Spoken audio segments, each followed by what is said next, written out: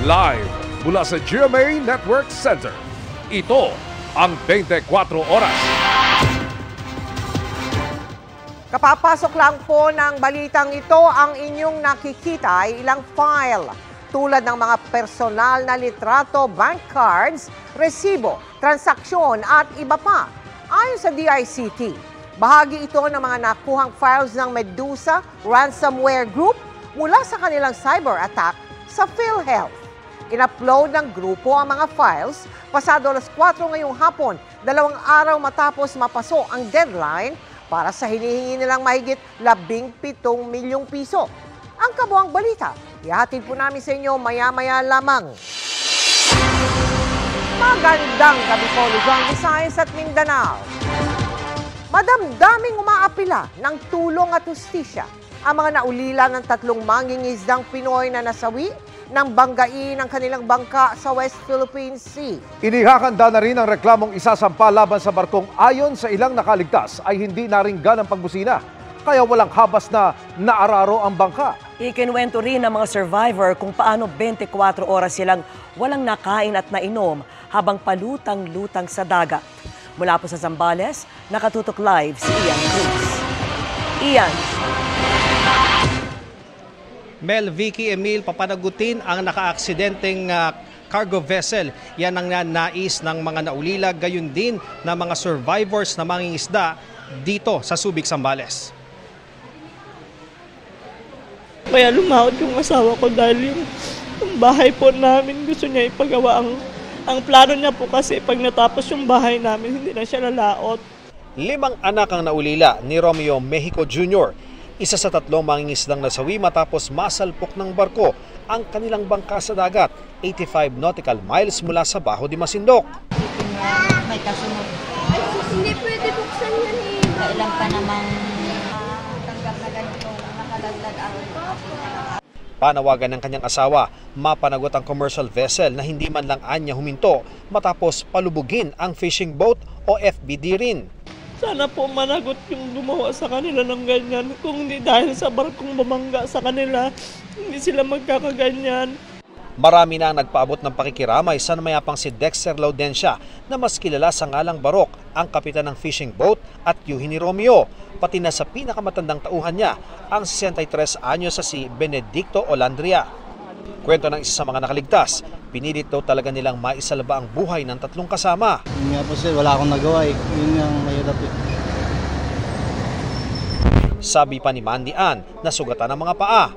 Pinakamahirap daw ang 24 oras sa biyahe mula sa West Philippine Sea pa Infanta, Pangasinan. Walang kain, walang tubig. Halos 24 hours yun na walang katubig-tubig, wala rin kami pagkain. Pero pinilit lang namin para sa pamilya namin, makauwi lang kami ng maayos. September 26 nang umalis dito sa Subic Fishport ang mga mangingisda. 7 araw lamang ang lumipas, isang hindi inaasahang insidente ang magpapabago sa kanilang buhay. Nakipag-usap sa alkalde ng Subic ang mga nakaligtas sa mangingisda. Kwento nila, nakahimpil sila at naghihintay ng tiyempo para mangisda nang makita ng isa sa kanila ang babangga ng commercial vessel. Wala po akong narinig na busina po, Mayor eh. Wala po. Dire-diretso lang. Opo. Wala po pakalam sir. Siyempre, baka hindi niya po naramdaman sa sobrang laki niya po. Mangunguna raw ang bayan ng Subic sa paghahabla sa naka-aksidenteng barko. May 3 nasawi eh. Tsaka binangga nila eh. Right or wrong, talagang kasalanan nila, may binangga sila. 6 na mangingisda ang nakasakay sa FBD rin nang maganap ang insidente. Ang iba pang mangingisda, sakay ng maliliit na bangka. Isa sa kanila, napansin daw ang isang barko na galing sa pinangyarihan ng insidente. Kulay blue. Sa baba, kulay pula po. Nagbigay na ng tulong pinansyal at ayuda ang DSWD sa mga naulila at mangingisdang survivors. Tiniyak naman ng Subic LGU na mabibigyan ng disenteng burol at libing ang 3 nasawing mangingisda. Sa dokumentong nakuha ng GMA Integrated News sa BFAR Region 3, noong April 3 na issue ang Commercial Fishing Vessel License ng FBD rin na may 8 pakura o maliliit na bangka. Sa ilang larawan, makikita ang kompleto sa safety gear ang bangka. May mga ilaw din ang bangka para makita ang kinaroroonan nito kung madilim. Vicky, umaasa yung mga mangingisda na matutuloy yung plano ng LGU ng Subic na hilahin yung napalubog nilang bangka doon sa West Philippine Sea patungo sa Pampang para nga ma-restore pa nila ito at muli silang makapangisda in the future. At Vicky, ngayong gabi naman inaasang darating dito sa Burol ang mga pinuno ng BFAR para makiramay at maghati din ng tulong. Ang initial na plano naman, Vicky, sa mga nasawing mga mangingisda, sa linggo sila sabay-sabay na ililibing. Yan ang latest mula dito sa Subic, Zambales. Balik sa iyo, Vicky. Maraming salamat sa iyo, Ian Cruz. Kaugnay pa rin yan, lumalabas sa investigasyon ng Coast Guard na aksidente ang pagsalpok ng barko sa bangka ng mga Pilipino. Mahirap din umano na mapanagot ang barko sa pagkasawi ng 3 nating kababayan. Nakatutok si Ivan Mayrina. Tuloy ang investigasyon pero ngayon pa lang, malinaw na raw para sa Philippine Coast Guard na aksidente at hindi sinadya ang pagbangga ng isang dambuhalang oil tanker sa bangka ng mga mangingisdang Pilipino. Sa mismong kwento raw ng mga nakaligtas, masamang panahon at madilim sa bahagi ng karagatan na pinangyarihan ng aksidente. 180 nautical miles mula sa Agno, Pangasinan. Isa raw itong nautical highway o bahagi ng ruta ng paglalayag ng malalaking barko ayon sa PCG. Ito ay isang aksidente, walang kinalaman sa China. Hindi ito nangyari sa Bajo de Masinloc. Hindi ito yung mga naglalabasang spekulasyon nga kahapon, no? Na baka daw Chinese Maritime Militia or Chinese Coast Guard ang deliberately na nag-ram ng bangka. Sa monitoring system ng Coast Guard, natukoy na MV Pacific Ana lang ang barkong dumaan sa lugar ng tumaob na fishing boat na FBD rin. Kaya nakikipag-ugnayan ng PCG sa pamahalang may sakop sa MV Pacific Ana. Kung makumpirmang ito nga ang barko nakabangga, hindi rin daw magiging madali ang proseso ng pagpapanagot sa insidenteng ikinasawi ng 3 Pilipinong mangingisda. Kailangan pa nating tingnan, no? Kung nalaman ba talaga nila na may nabangga sila. There are a lot of circumstances that we need to look into, particularly yung halaga ng sagot ng mga crew ng barko na to. Particularly also the master of the vessel. Para sa GMA Integrated News, Ivan Mayrina, nakatutok, 24 oras. Tinawag ni Vice President Sara Duterte na kalaban ng bayan ang mga kontra kapayapaan at may tuturing daw na ganyan ang mga kontra sa confidential funds. Sagot ng isang mambabatas, busy raw ang gumamit ng pondo pero ang mga nagtatanong pa kung paano ito ginastos ang pinalalabas na masama. Nakatutok si Sandra Aguinaldo. Sa gitna ng kontrobersyal at mainit na pagtalakay ng Kongreso sa hinihinging confidential at intelligence fund ng ilang ahensya ng gobyerno, may binansagang kalaban ng bayan si Vice President at Education Secretary Sara Duterte. At tandaan ninyo, kung sino man ang kumukontra sa confidential funds ay kumukontra sa kapayapaan. Kung sino ang kumukontra sa kapayapaan ay kalaban ng bayan. Kabilang ang Office of the Vice President at Department of Education sa humihiling ng confidential fund na aabot sa 650 million pesos para sa 2024. Kailan din lang nang makwestiyon ang paggamit ng opisina ng bise sa 125 million pesos confidential fund noong 2022 na ayon sa budget sponsor ay naubos sa loob ng 11 araw. Bagamat 19 na araw daw ang implementasyon ng mga proyekto. Walang direktang pagbanggit diyan pero sabi ng Vice Presidente, the allocation of confidential funds should not be constrained by time. It matters not whether it takes 1 day or 1 year of spending. What truly matters is the safety and security of our people. That security and development do not come with a price tag. They are the very essence of a thriving nation. May buwelta rin siya sa aniyay mga umaatake sa nasabing pondo. Anyone who attacks or undermines funds allocated for peace and order is naturally assumed to have insidious motivations. Ang mga pahayag na yan ni Duterte tinawag na wholesale na red tagging at gaslighting ng House Deputy Minority Leader. Dahil binanggit yan sa harap ng pagtitipon ng mga pulis sa Butuan, Tila sinasabihan daw ni Duterte ang mga pulis na ituring na kalaban ng bayan lahat ng bumabatikos sa confidential fund. Pagpunto niya, ang bisi raw ang gumastos sa pondo ng walang paliwanag, pero ang mga nagtatanong pa kung paano ito ginastos ang masama. Sabay banggit sa mga opisyal na kumuwestiyon, kabilang ang Senate President na kaalyado ng administrasyon. Binanggit din niya kabilang ang House Speaker at iba pang nasa mayorya ng Kamara sa mga nagtutulak ngayon na tanggalin ang confidential fund sa mga ahensyang wala namang kinalaman sa national security. Dahil dyan, kung kaya inaayos na ngayon ng isang small committee ang inaprobahang national budget ng Kamara para alisin ang confidential fund ng DepEd at iba pang civilian agency at ilipat sa mga ahensyang nagbabantay sa West Philippine Sea. Para sa GMA Integrated News, Sandra Aguinaldo, nakatutok 24 oras. Sunod-sunod ang good news sa mundo ng sports dahil meron ng 2 gintong medalya ang Pilipinas sa 19th Asian Games at posible pa yung madagdagan sa laban ni Pinoy boxer Yumir Marcial mamaya at ng Gilas Pilipinas bukas. Yan ang tinutukan ni Ivan Mayrina. Sa kanyang tindig at lakas, Ochoa and get at least an advantage. tinalo ni Margarita Ochoa ang pambato ng UAE sa finals ng Jiu-Jitsu Women's 48 kg weight class. Ikalawang gintuyan ng Pilipinas sa 19th Asian Games. Kasunod ang medalya ni Paul Volter EJ Obiena. Oh! Massive punch for Yumir Marcial! Round 2 pa lang pero tinapos na ng power punch na yan ang semifinals ng boxing men's 80 kg weight class sa 19th Asian Games. Panalo via knockout si Pinoy boxer Yumir Marcial. Kaya inaabangan na ang finals match na mamaya kontra China kung saan posible niyang masungkit ang gold o silver medal para sa Pilipinas. Sa 3! Wow! Dahil naman sa winning 3-point shot ni Justin Brownlee kontra China, kung kaya pasok na sa men's basketball finals ang Gilas Pilipinas. Makapigil hininga ang laban na nagtapos sa dikit na score na 77-76. Talagang what a comeback dahil 21 puntos ang pinakamalaking lamang ng China na hinabol ng Pilipinas. Posibleng gold o silver ang makuha ng Pilipinas depende sa resulta ng laban nila kontra Team Jordan bukas.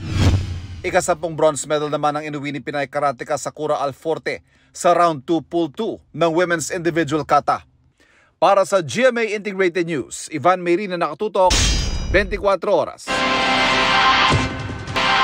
Ngayong inalis na ang price cap sa bigas, isinusulong naman ng isang grupo ang pagtatakda ng suggested retail price. Pero para lang yan sa imported na bigas. Nakatutok sina Sergio Castillo at Maki Pulido.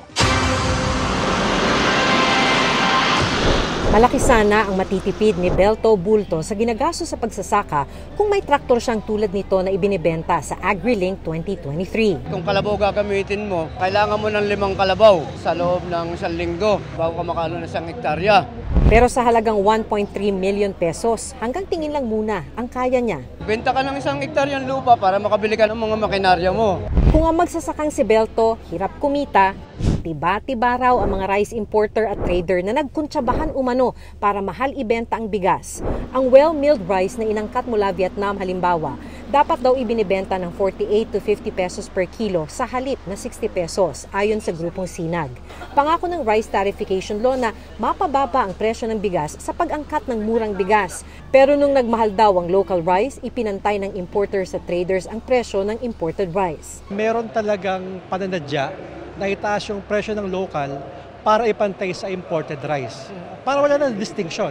Ito rin ang tingin ng chairperson ng Senate Committee on Agriculture and Food. Cartel yan, trader yan. They're making money. Because the rice tarification law will be renewed in 2025. So they will say failure ang rice tarification law. Bagamat isang buwang nagpatupad ang Pangulo ng price cap sa bigas sa pamamagitan ng executive order, pinawi na yan at wala talagang regulasyon sa pagtakda ng presyo ng bigas. Kaya panukala ng grupong Sinag magtakda ng suggested retail price sa imported rice. Dapat ang DA kasama sa sinasabi niya sa mamamayan, sa mga consumers, magkano lang ba dapat ang landed cost? Magkano lang dapat ang imported price? Pinag-aaralan pa raw ito, ayon kay Agriculture Senior Undersecretary Domingo Panganiban. Pero bago matapos ang buwang ito, nakikita ni Panganiban na bababa sa 36 pesos per kilo ang local rice. Dahil harvest maraming produce. Sa pagdinig naman ng Senado para sa hinihinging 2024 budget ng Agriculture Department, hiningan ito ng detalye kaugnay ng mga pinangalanan ng Pangulo na mga di umano'y smuggler ng bigas. Right now, ma'am, we are coordinating with the Department of Justice dun sa final na cases ng BOC. Kaya ba sana nilang manipulahin nga ang presyo? Malaking volume yung mga nahuli, kaya lang I cannot specifically answer if it will affect yung or disrupt yung market forces. Sa tingin niyo ba or sa tingin ba ng DOJ may mas malaki pang isda or mga isda na hindi pa nahuhuli? We are still investigating, so it will be premature for me to outright make a comment on that. But be rest assured that we are investigating some more and digging deeper kung nasaan ang network na to. Bago nito, tinanong din ng DA kung may confidential fund sa proposed budget nito. Nung lumabas yung NEPSERA, they allocated 50 million confidential fund to be dedicated sana dun sa surveillance operation for anti-agricultural smuggling operations. And nandiyan naman po yung PNP, nandiyan yes, naman po yung customs. Yes, sir. Well noted po yung... So, solid nyo na lang yung confidential fund, yung kailangan yun. Yes, sir. Idagdag nyo lang sa Coast Guard siguro kung sa mga taga-military natin. Yes, sir. Diba? O dili kayo, yung i-reallocate nyo lang sa hybrid program. Sinubukan pa ng DA na ipaliwanag na malaking bagay ang confidential fund sa operasyon ng ilang ahensya sa ilalim nito. We are mandated to conduct surveillance, market surveillance, and market inspection. And also yung sa mga imports natin, ma'am, nandyan tayo. So may mga quarantine na powers po ang mga FSRA natin, Food Safety Regulation Agencies like BAI, BPI, and BIFAR, and also NMIS. I don't want to be answering Senator Tulfo because of your 50 million allocation. You be creative and give him the benefit of having that 50 million realigned. Ako, that's my opinion. I'm just being practical. Para sa GMA Integrated News, Cedric Castillo. Maki Pulido, nakatutok 24 oras. Kinumpirma ng COMELEC na nakikipag-ugnayan ito sa US Department of Justice kaugnay sa kasong isinampa sa Amerika laban kay dating COMELEC Chairman Andy Bautista. 2022 pa raw nakipag-usap ang US DOJ sa COMELEC pero hiniling muna noong gawing confidential ang pag-uusap. Kaugnay daw ito sa mga alegasyon ng money laundering at dinaya umunong bidding para sa eleksyon 2016. May hinihingi raw na dokumento ang US Justice Department at may mga tao rin silang gustong makausap pero hindi raw ito pwedeng isiwalat ng COMELEC. Gayunman, wala raw itong kinalaman sa reklamo laban sa kumpanyang Smartmatic. Bumuo na rin ang Chairman's Task Force ang COMELEC para tignan ang mga naturang alegasyon. Sa ngayon, sabi ng COMELEC, wala pang komunikasyon o paramdam si Bautista.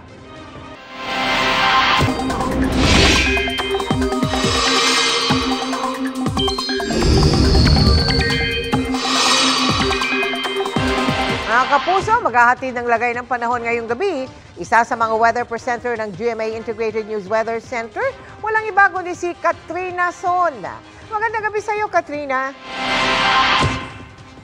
Magandang gabi mga kapuso. Wala na sa Philippine Area of Responsibility ang bagyong Jenny pero wag pa rin makampante dahil kahit lumalayo na yan sa ating bansa, patuloy nitong hahatakin ang habagat. At di lang yan dahil may bago na namang low pressure area na namamataan. Signal number 2 ngayon sa northern portion ng Batanes. Nakataas naman ang signal number 1 sa natitirang bahagi ng Batanes, Babuyan Islands, northern portion ng Apayao, northwestern portion ng Cagayan at northern portion ng Ilocos Norte. Paalala po delikado pa rin maglayag o pumalaot sa Batanes, Ilocos Norte pati sa northern coast ng Cagayan kasama ang Babuyan Islands. Sa latest bulletin ng Pag-asa, namataan ang mata ng Typhoon Koinu o yung dating bagyong Jenny sa layong 275 kilometers west-northwest ng Itbayat, Batanes. Taglay nito ang lakas ng hangin na 140 kilometers per hour at pagbugsong nasa 170 kilometers per hour. Pakanluran ang galaw nito sa bilis na 15 kilometers per hour. Ayon sa Pag-asa, patuloy nitong babaybayin itong Taiwan Strait at coastal waters ng southeastern China. Bukod sa epekto ng bagyo, magpapaulan din ang hinahatak nitong habagat at localized thunderstorms. Base sa datos ng Metro Weather, umaga pa lang bukas may pag-ulan na sa Zambales, dito rin sa May Bataan at sa Mindoro provinces at Palawan. Pagsapit naman ng hapon, uulanin na rin ang Calabarzon, iba pang bahagi ng Central Luzon, Bicol Region at ilang bahagi ng Northern Luzon. Kaya naman, stay alert mga kapuso. May heavy to intense rains kasi kaya posibleng bumaha sa mga mabababang lugar o di kaya ay magka-landslide sa mga lugar na malapit sa bundok. Halos buong Visayas naman ang uulanin bukas lalo na sa hapon. May malalakas na ulan dito sa Maya Panay Island, Negros Occidental at dito sa may Samar provinces. Sa hapon din, posibleng ulanin ng ilang bahagi ng Mindanao. May malalakas na ulan sa ilang bahagi ng Zamboanga Peninsula dito sa may Northern Mindanao at Caraga. Dito naman sa Metro Manila, bago magtanghali bukas ay mataas ang tsansa ng ulan. Maaaring magtuloy-tuloy yan sa hapon o gabi, kaya huwag kalimutang magdala ng payong, lalo na kung may Friday gimmick bukas. Samantala, isang low pressure area ang namamataan sa labas ng PAR. Huli itong namataan 1,840 kilometers silangan ng Eastern Visayas. Posible itong pumasok sa PAR pagsapit ng weekend. Sabi ng Pag-asa, sa ngayon ay mababa pa ang tsansa nitong maging bagyo, pero patuloy natin yang imomonitor. At yan ang latest sa lagay ng panahon. Ako si Katrina Son para sa GMA Integrated News Weather Center. Maasahan anuman ang panahon. Tinawag ng China na panghihimasok daw sa kanilang teritoryo ang resupply mission ng Pilipinas sa Ayungin Shoal. Kasunod ito ng halos pagpamanggaan ng barko ng China at resupply boat ng Pilipinas kahapon.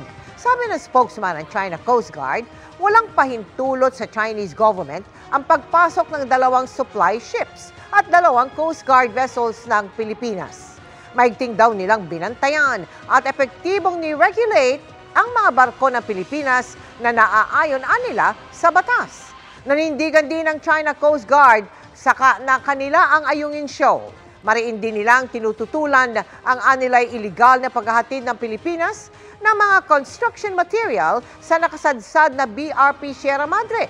Sinabi naman ng National Task Force on the West Philippine Sea na sa kabila ng insidente, naging matagumpay ang naturang resupply mission sa BRP Sierra Madre. Kahit may price cap na, 17.9% pa rin ang iminahal ng bigas nitong Setyembre. Pinakamabilis po yan sa nakalipas na 14 na taon at nahatak din ang kabuang inflation sa 6.1%. Nakatutok si Mark Salazar. Kung kailan may price ceiling sa bigas mula September 5 hanggang October 4, saka pa nakapagtala ng pagtaas ng presyo ng bigas. Sabi ng Philippine Statistics Authority, 17.9% ang inflation sa bigas noong Setyembre. Ang pinakamabilis na pagtaas ng presyo nito sa nakalipas na 14 na taon. Noong Agosto, nasa 8.7% lang ito. Ang basa ng ekonomista at congressman na si Joey Salceda, malamang hindi lumabas sa data ng PSA ang pagbuti ng sitwasyon dahil sakop lamang ng PSA data ang unang bahagi ng Setyembre.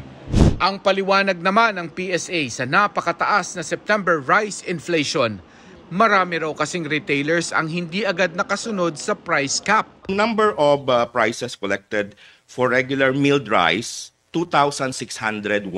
Ganong karami yung aming kinukuha ng mga items, no? For regular milled, 2,601. At ang nakita namin, only 640 of these prices ay nagfo-fall doon sa price cap na 41 or below.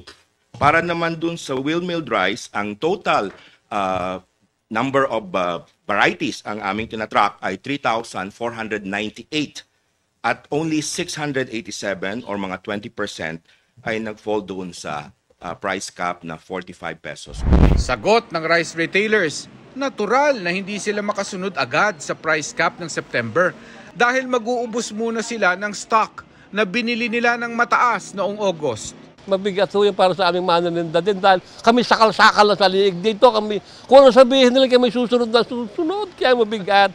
Nung nakasunod na sila sa itinakdang presyo ng bigas, bigla naman daw binawi ang price cap. Hindi pa naman talagang anahan ngayon eh. Sa tula, hindi pa talagang baksakan ngayon ang anay. Kahit ako nagtatanong din sa Nueva Ecija, Mindoro, dahil ako magkasakad eh. Hindi pa ito lantar na nag-aani ngayon, sa panahon ngayon. Anong ibig sabihin noon? Hindi pa rin ito nababa ang bigas. Yun ang ibig sabihin. Kung yun hilantar na ang pag-aanay, yan talagang bababa na ang bigas. Hindi ko naman pwedeng awayin yung nagbebenta ng bigas eh. Mahal ang kuha nila eh. Alam nga namang ibenta nila ng palug eh. Nakasentro sa bigas ang usapan dahil ito ang humila pataas sa kabuang inflation rate ng pagkain na pumalo sa 6.1% nitong September kumpara sa 5.3% noong August. Sabi ng Philippine Statistics Authority, sa personal kong ekonomiya 30% daw ng inflation rate ay mararamdaman ko sa itinaas ng presyo ng mga binili ko na ilalagay ko sa aking food basket. In short, 30% ng itinaas ng presyo ng mga bilihin ay mararamdaman daw natin sa palengke. Inflation ang nananatiling pinaka-urgent na national concern sa mga Pilipino ayon sa pinakahuling Pulse Asia Survey. Maliban sa tataas talaga ang mga presyo habang lumalapit ang Pasko, sigurado rin ng PSA na dadagok rin ang dagdag pisong pasahe na kaaanunsyo pa lang. Medyo mataas yung weight noon, about 3.5%. So yun yung direct effect niya. Plus of course, may mga indirect effect yon sa ibang commodities na gumagamit ng transport. Ito ay tinitingnan ng ating mga field offices ngayon kasi mayroon na tayong first week data collection at ito ay magre-reflect naman doon sa October report ng inflation natin. Para sa GMA Integrated News, Mark Salazar, nakatutok 24 oras. Nagsagawa naman ng kanilang investigasyon ng Commission on Human Rights at Department of Justice sa pagkasawi ng estudyanteng sinampal ng isang guro. Ipinaliwanag naman ng isang forensic pathologist kung paanong posibleng nasawi ang biktima dahil sa sakit. Nakatutok si Jonathan Andal. Nasawi noong October 2 ang 14 anyos na grade 5 student na si Francis J. Gumikib, 11 araw matapos umanong sampalin ng kanyang guro. Pamamaga ng utak ang immediate cause of death batay sa death certificate ni Francis. Nakitaan din siya ng pagdurugo sa utak at may hinihinalang tuberculosis at child physical abuse. Brainstem daw ang nagdugo sa utak ng bata. Nag-iimbestiga pa ang pulisya kung may direkta nga bang koneksyon ang pananampal sa pagkamatay ni Francis J. Tinanong namin ang eksperto sa forensic pathology at UP College of Medicine Professor Dr. Raquel Fortun at maging siya maraming katanungan sa mga nakasaad sa death certificate ng bata. Gaano ba kalakas ang isang pagsampal? Was it really paganito? Kasi you'll have to consider baka naman fist na ganyan. Makapal ang ating laman dito. And yung mga buto-buto mo dito sa neck, hindi yan basta-basta. Nakakamatay ba ang isang sampal na one time? Napuna rin ni Fortun na blanco sa death certificate ang underlying cause of death na magsasabi anya kung bakit nagdugo ang utak ng bata. Dapat din daw ikonsidera na 11 araw ang pagitan ng umano'y pagsampal sa bata at pagkamatay nito. Pati ang hinihinalang tuberculosis na pwede raw maka-impeksyon sa utak ng tao. Can produce meningitis. Are we not dealing with a meningoencephalitis? An inflammation of the brain and the covering. And that can be from bacteria. Sabi ng nanay ng bata, posible naman daw na nagka-TB talaga ang anak dahil hindi naman daw niya ito napapacheck up noon. Pero nananatili raw ang kanilang hinala na namatay si Francis dahil sa pananampal ng teacher nito. Wala naman po siyang sakit, malusog. O saan po ba nanggaling yung pagkabagok ng utak niya? O pamamaga, hemorrhage? Kanina dumalaw sa burol ng bata ang DepEd Antipolo at principal ng Peñafrancia Elementary School, pati ang mayor ng Antipolo na nangakong sasagutin lahat ng gastusin hanggang sa paglibing. Ang CHR labis raw nababahala sa insidente at nagsasagawa na raw ng motopropyo investigation. Kinukundi na rin daw ng DOJ ang anumang uri ng pang-aabuso sa kabataan na isa raw krimen. Bawal nila ang corporal punishment. Inatasan na raw ng DOJ ang piskal ng Antipolo na makipag-ugnayan sa law enforcement agencies. Ngayon namang National Teachers Day, may paalala si Vice President at Education Secretary Sara Duterte sa mga guro. Whether it be physical, sexual, verbal abuse, you don't do that to children, especially those that are entrusted to your care fully by the community, by their families. You are supposed to take care of them. You are supposed to mold them into the best citizens that we can have for the future of our country. Para sa GMA Integrated News, Jonathan Andal, nakatutok 24 oras. Nagkakasa ng hiwalay na pagdinig ang Justice Department kaugnay ng mga aligasyon laban sa inakusahang kulto sa Socorro sa Surigao del Norte. Sa gitna nito, pinaplansya na ang mga hakbang para proteksyonan ang mga naiipit na miyembro. Nakatutok si Salima Refran. Dahil sinuspindi na ng Department of Environment and Natural Resources ang Protected Area Community-Based Resource Management Agreement sa Socorro Bayanihan Services Incorporated, pinag-uusapan ngayon kung paano maproproteksyonan ang kapakanan ng mga miyembrong naiipit sa issue, lalo na ang mga bata. It's more of the cooperation agreement that everybody moves together. Pag gagalawang isa, isama na yung iba para hindi na mag-double up ang efforts. So it's really coordination of the different agencies of DILG, DOJ, PNP, and DNR, and DSWD. Binawi ng DNR ang pagpayag na alagaan ng SBSI ang 353 hectares ng protected land sa Surigao del Norte dahil daw sa mga paglabag sa kasunduan. Dumalo sa pulong kanina ang mga kalihim ng Departments of Justice, Environment and Natural Resources at Social Welfare and Development kasama ang mga kinatawan ng DILG, PNP at iba pang ahensya. No. We don't want anything so dramatic to happen. We just want everything to be done to the letter of the law.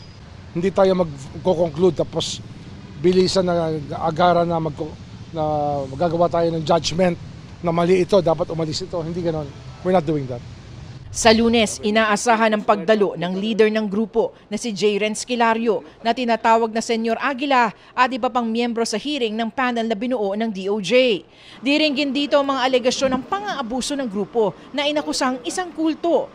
Kakausapin rin ng panel ang mga biktima. Nasa kustudiya ngayon ng Senado sina Senyor Aguila matapos ma-cite in contempt sa huling pagdinig. Ayon sa Department of Justice, handa rin daw tumulong ang mga prosecutors sa pagpapalakas ng mga ebidensya. Para sa GMA Integrated News, Salima Refran, nakatutok 24 oras. Nagsani puwersa ang GMA Network Incorporated at Intellectual Property Office of the Philippines para sa misyong labanan ang piracy o pamimirata sa mga palabas sa television at digital media. Pinangunahan ni GMA Executive Vice President and Chief Financial Officer Felipe Yalong at IPAFIL Director General Attorney Roel Barba ang pagpirma sa kasunduang bubuo ng kampanya at makabagong strategy para labanan ang pagtangkilik sa mga pirated content.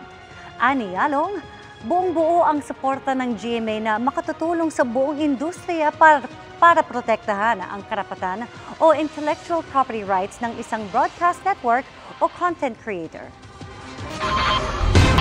In-upload na sa isang messaging app ng Medusa Ransomware Group ang mahigit 600 gigabytes na files na nahak umano nito mula sa PhilHealth. Karamihan sa mga yan mula sa mga empleyado ng ahensya. Nakatutok si John Consulta. Pasado alas 4 ngayong hapon nang i-upload sa isang Telegram channel ang mga files na ito. Ayon sa Department of Information and Communication Technology o DICT, bahagi ito ng mga hack na datos ng Medusa Ransomware Group mula sa PhilHealth. Ayon sa DICT, aabot sa mahigit 600 gigabytes ng datos yan. Ang pag-upload, ginawa 2 araw matapos magpaso ang deadline ng grupo para bayaran sila ng PhilHealth ng mahigit 17 milyong piso. Sa videong ito na in-upload sa isang website, makikita ang ilan sa mga bahagi ng nahack na datos tulad ng mga ID, picture, bank card, resibo, memo, kontrata, transaksyon at iba pa. Sa Telegram post, pati sa caption ng video, may paanyaya na i-download ng iba ang mga ninakaw na files. May tila pangungutya pa sa PhilHealth kung saan nagpasalamat ang uploader sa datos, sabay sabing wag daw tipirin ang information security. Ngayong ginawa na ng grupo ang naunang banta na ilabas ang mga nakuhang files, sabi ng DICT, dapat paghandaan ang anilay third wave ng pag-atake. Nasa stage 3 na ng atake, ito na yung final stage, yung sinasabi ko triple extortion stages. So phase 3 is yung ang aatakihin na nila, yung mga tao na nakita nila dun sa kanilang database. Kasi mas prone na yun. I-spam nila yan, i-scam nila yan. Ayon sa aming source sa NBI, may namonitor na silang mga grupo na nagda-download ng mga na-hack umunong PhilHealth files na maaring mauwi sa pagninakaw ng credentials o sa mas malaking bilang ng online scams at identity theft. Kaya payo ng DICT. Dapat mag-ingat tayo, lalo sa mga darating na mga spam text, scam text, mga phishing. Enable multi-factor authentication. Ito yung klase ng password na after ng password, may magbibigay sa iyo ng text o ng email para i-confirm na ikaw talaga yung naglalagin. Paniwala ng DICT, ang nag-upload ng video ng files ay kasama sa malawak na grupo ng Medusa Ransomware Group. Nauna nang sinabi ng PhilHealth na mga datos mula sa computers ng kanilang empleyado ang nakompromiso at hindi ang datos ng kanilang mga PhilHealth members sa kanilang mga server.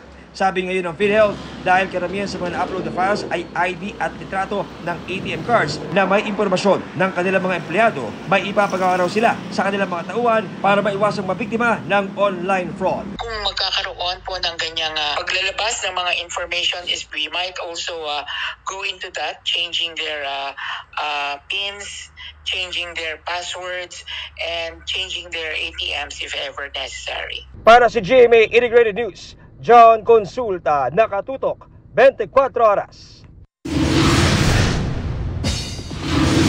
Lalang mas naging exciting ang upcoming action-packed series na Black Rider dahil sa special role na gagampanan ni Carla Abellana. At ngayong World Teachers Day, ipapasilip ang role ni Carla bilang isang magiting at mapagmahal na guro. Makichika kay Katatibayan. Bilis! Sabay sa pagdiriwang ng World Teachers Day ngayong araw, ang pagbibigay buhay ni Carla Abellana sa isang special role bilang guro sa GMA Public Affairs Action Series na Black Rider. Gagampanan niya ang role na si Teacher Becky na higit pa sa pagiging ikalawang magulang ng kanyang mga estudyante ang gagawin para lang mailigtas sila sa pang-hostage ng isang grupo ng mga sindikato. Laksan mo, sigaw mo ha! Para pag nakita ng video na to, bumigay sila sa mga gusto namin! Hindi nga raw nagdalawang isip si Carla na tanggapin ang role na ito. Maraming pagdadaanan yung role ko bilang teacher. Gagawin niya yung best niya, protektahan yung 3 estudyante niya. Magkakaroon ng mga enkwentro, daming action scenes.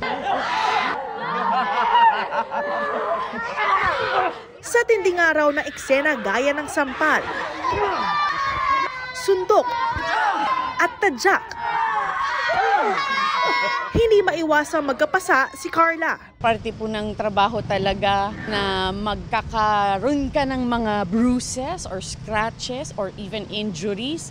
So kung ako nga po nakapag-guest ng napakaikli lang po kahit paano may mga ganitong occupational hazard, paano pa yung regular cast, di ba? So it just comes to show na hindi po biro yung trabaho. Seryoso po sila, passionate sila sa trabaho nila. Pinaguhusayan nilang lahat. Kaya intense kung intense, doon makikita syempre yung pagka-action pack ng show na Black Rider. Pero ang dapat daw abangan ay kung paano sila ililigtas ni Black Rider Ruru Madrid na well-praised din ni Carla. Napaka-professional. Magalang siya, he's respectful. Of course, ate yung tawag niya sa akin, maalalay siya. Kahit busy siya sa mga eksena niya, sa mga linya niya, yung blocking niya, yung bang parang he makes sure na okay ka lang, kumbaga komportable ka. This November na natin makikilala ang pinakamaangas na tagapagtanggol ng mga naaapi sa pinakamaaksyong primetime series ng bansa, ang Black Rider. Katatibayan, updated sa showbiz happenings. At yan ang mga balita ngayong Huwebes. Ako po si Mel Tiangco. Mga kapuso, 81 days na lang, Pasko na. Ako naman po si Vicky Morales para sa mas malaking misyon. Para sa mas malawak na paglilingkod sa bayan, ako po si Emil Sumangil. Mula sa GMA Integrated News, ang News Authority ng Pilipino. Nakatuto kami 24 oras. Mga kapuso, maging updated sa ulat panahon 24 oras. Mag-subscribe sa GMA Integrated News sa YouTube. Para sa mga kapuso naman natin abroad, bisitahin ang GMA Pinoy TV at www.gmanews.tv.